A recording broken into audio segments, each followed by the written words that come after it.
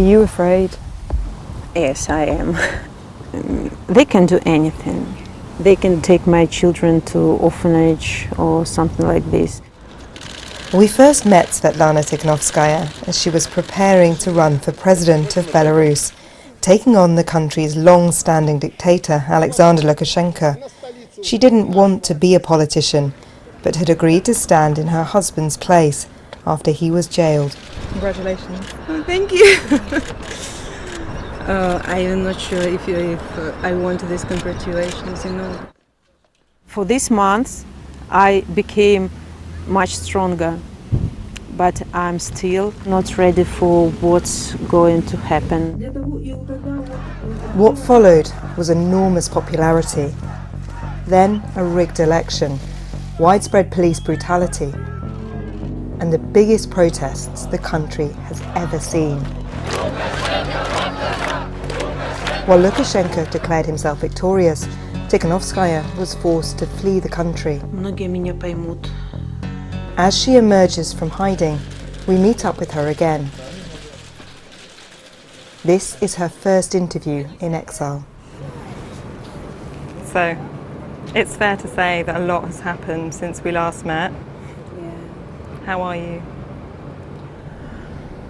I don't know, as a matter of fact, because as I have already told you when we met last, I wanted to give up so often, and it hasn't changed since. I just can't step away now because, I became like a symbol of freedom. I understand that I'm not a leader. I can't lead all my people behind me because I'm more frightened than anybody else among them. But I just can't give up. You say that you're more frightened than anybody else. Why? What frightens you? I think that this responsibility I have. I understand that they are waiting for something from me. They are waiting for some decisions. They are waiting some speech from me, and I'm afraid that maybe I will not be able to do enough, or maybe I will make this wrong decision that, change history into this or that side. And you feel that you have the weight of history to come on your shoulders. It's not more fear for life. I don't know. Just it's a fear of responsibility. Yeah. In the last week, hundreds of thousands of people have come out onto the streets of Belarus asking for change, many of them shouting your name, many of them raising their hands in public to show they voted for you. How do you feel when you see that? I understand that they were shouting Sveta, they were shouting my name, but again I have to repeat that I'm like a symbol. They are shouting for their future, for their wish to live in a free country. They were shouting against violence. They were shouting for their rights. But they voted for you? Yes, they voted for me not as for a person, not as for future president, but just like a symbol of changes. Ahead of the election, Svetlana knew the odds were stacked against her. Not a single election here has been deemed free or fair. We don't believe in honest elections, but I still believe that our president will understand that his time is over. Do you think you can win? I don't believe I can win, but I believe that people can win. That change is coming? Yeah. I want to believe in this. Maybe not believe, but I want to believe in this. It's widely believed Tikhanovskaya went on to win the most votes, and many now see her as Belarus's rightful president. Do you see yourself as the legitimate leader, as the president? Why I can't declare myself as president? Because,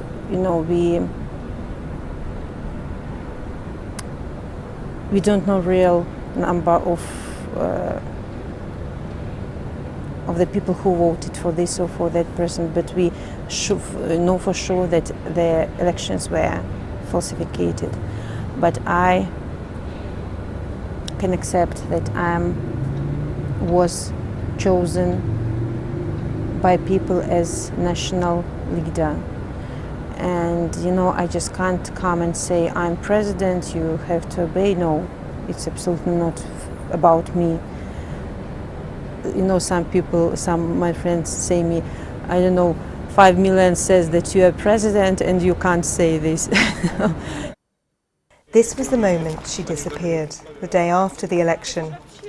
When she emerged in Lithuania, she hinted at a terrible choice she'd had to make to keep her children safe.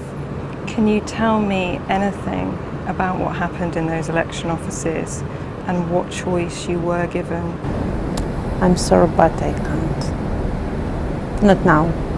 Not now. Do you fear for your husband, yourself, your children? It's not just, the topic we have to discuss now, because, it's my own story, and what is more important is the situation in Belarus. People want new, fair and transparent elections during which they will be able to choose a leader for themselves. We see what's going on the streets. We see how Belarusian people are united, and they don't want this president anymore, and they will not be able to accept him, especially after all this violence that has happened during peaceful demonstrations. Authorities have responded to the protests brutally. Thousands of people have been detained, many of them badly beaten by police. There are reports of widespread torture. It's like a question of life or death. So it's really important to protect our country and to make it really free, because we're a good nation. How do you feel when you see the reports of violence that have come out of the country in the last week?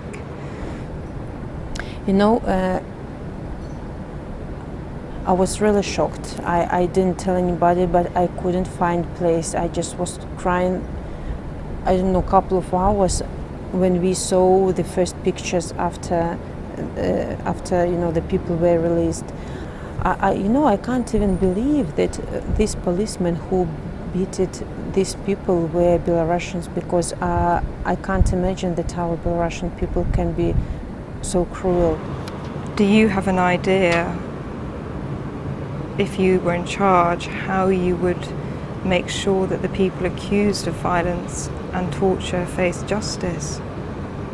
I'm sure that all the people who were involved in this crime, they should be punished, but this should be done after new elections, because the main thing now is to change authorities. And after this, of course, people will have to think about a lot of things, and one of the most important things is to find out all those people who made all this violence and torture to these ordinary people, and who killed at least 2 people during these demonstrations. At the moment, Lukashenko is digging in. He will not talk about the transfer of power. It doesn't look like he's going anywhere. Are you worried that the movement could fail?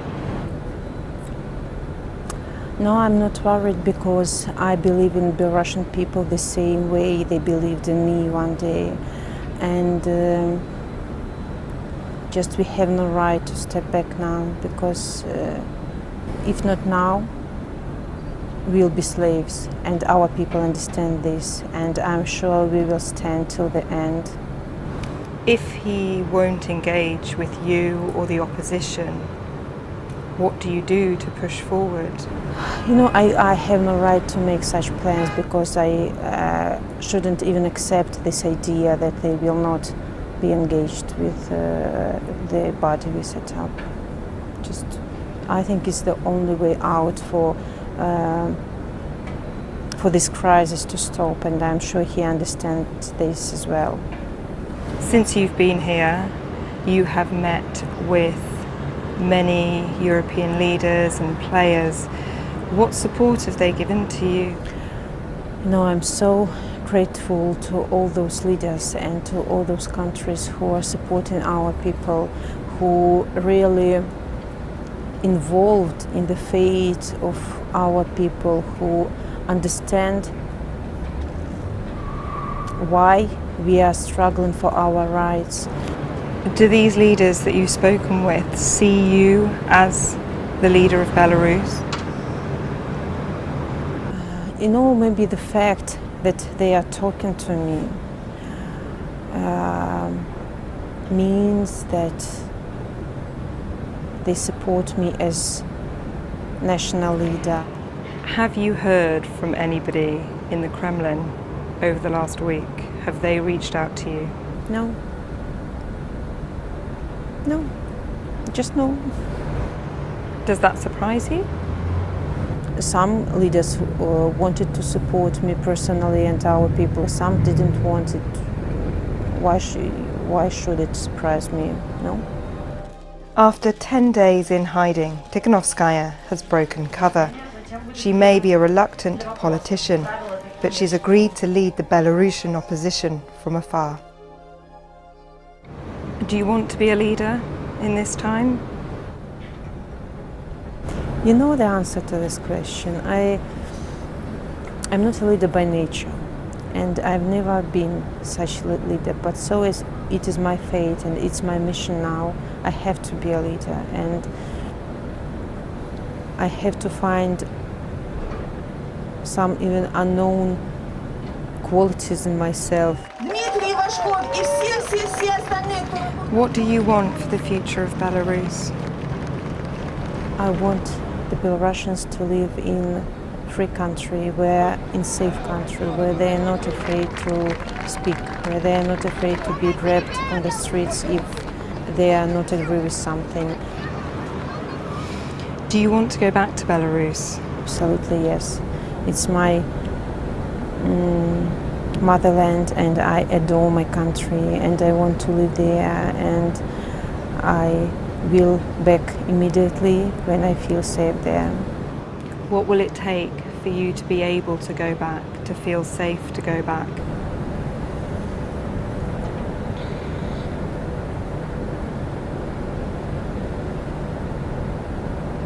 I think that after new elections, or maybe even before, maybe our authorities will start dialogue, so I will feel safe and come back. I don't know now. If you get the elections you want, would you run as president? I don't think about this now, because we have a purpose now to have these elections, and who will be in these elections is the second question.